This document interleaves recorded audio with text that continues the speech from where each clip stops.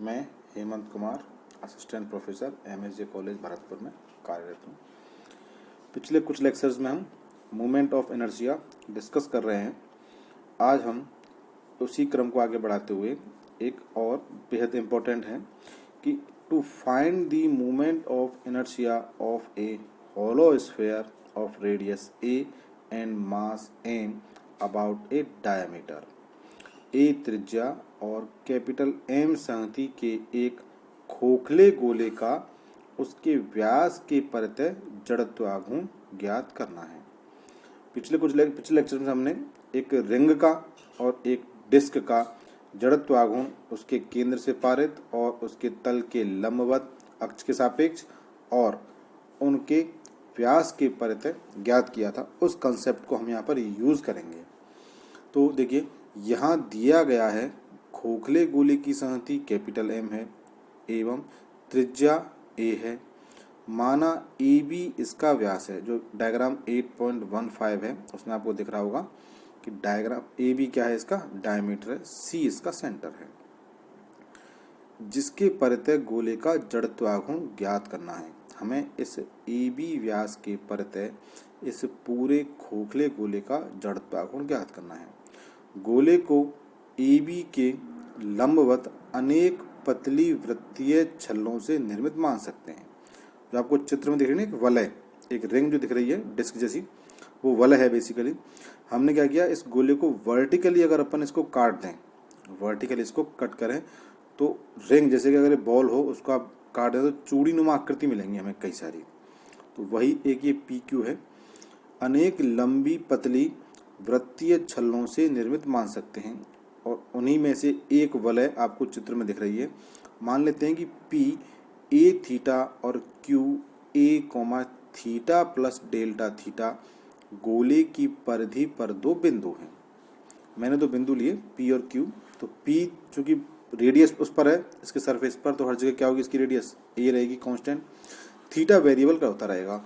तो P और Q पर A और थीटा प्लस डेल्टा थीटा गोले की परिधि पर दो बिंदु हैं। तब चाप PQ कितना हो जाएगा, R डेल्टा थीटा वाले फॉर्मूले से A डेल्टा थीटा। ये आपके पास अगर आप सिंपलिस्ट डायग्राम देखें तो इस तरीके से बनेगा। अब अगर हम इस पूरे सर्किल को AB के अबाउट रोटेट करा दें तो देखिए, तब चाप PQ को CB के चारों ओर घुमाने पर एक छल्ला प्राप्त होगा। ये जो दिख रही है आपको डिस्क, ये डिस्क प्राप्त होगी, ठीक है, जिसकी त्रिज्या कितनी होगी, जिसकी त्रिज्या होगी PM, जिसकी त्रिज्या होगी PM और ट्रायंगल CPM से अगर उसको निकालें तो वो निकल के आएगी A साइन थीटा। ये जो डिस्क दिख रही है आपको, जिसका PQ क्या है, एक एरिया है, तो ये हो जाएगी आपके पास, जिसकी चौड़ाई कितनी हो जाएगी PQ। अब जो आपको वलय दिख रही है डायग्राम जो क्रॉस लाइन से बनी हुई है, इनमें क्या है, इसकी एक वलय है जिसकी रेडियस कितनी है PM। रेडियस PM कहाँ से काउंट होगी हमारी, CPM राइट एंगल से, CPM समकोण त्रिभुज से। तो ये हो जाएगा आपके पास A साइन थीटा और PQ कितना हो जाएगा, A डेल्टा थीटा। हम जानते हैं कि खोखले गोले का क्षेत्रफल कितना होता है, 4πa²। ये वेल नोन है, मेंसुरेशन हम शुरू से पढ़ते आ रहे हैं। तो अगर इस पूरे खोखले गोले का द्रव्यमान कैपिटल M मान लें तो हम ये काउंट कर सकते हैं कि इसके पर यूनिट एरिया का द्रव्यमान कितना हो जाएगा। तो एकांक क्षेत्रफल की संहति यानी कि एकांक क्षेत्रफल का द्रव्यमान ये हो जाएगा M/4πa², M/4πa²। अब अगर आप इस वलय का ज्ञात करें, ये जो रिंग मिली हुई है हमें PQ, जिसका क्या है, एक चौड़ाई है, इस रिंग की अगर बात करें तो इसका क्षेत्रफल कितना हो जाएगा, विचार किए गए छल्ले का क्षेत्रफल, ये हो जाएगा परिधि इंटू चौड़ाई। तो इसकी परिधि कितनी आएगी, 2πr वाले फॉर्मूले से। R क्या है यहाँ पर, त्रिज्या यानी कि PN, तो 2πPN, तो 2πa साइन थीटा और चौड़ाई कितनी है इसकी PQ, ये हो जाएगी आपके पास A डेल्टा थीटा। ये हो जाएगी 2πa साइन थीटा, ये तो परिधि, और चौड़ाई इसकी कितनी हो जाएगी इस रिंग की, A sine theta, A delta theta. जब ये आपके पास इस रिंग का क्षेत्रफल आ गया तो हम और हमारे पास पर यूनिट एरिया का मास है, तो इस रिंग का द्रव्यमान कितना हो जाएगा? ये हो जाएगा इस छल्ले की संगति m/4πa² is into 2πa² sine theta delta theta, जहाँ पर m/4πa² तो क्या है? पर यूनिट एरिया मास, और 2πa² sine theta delta theta कितना है?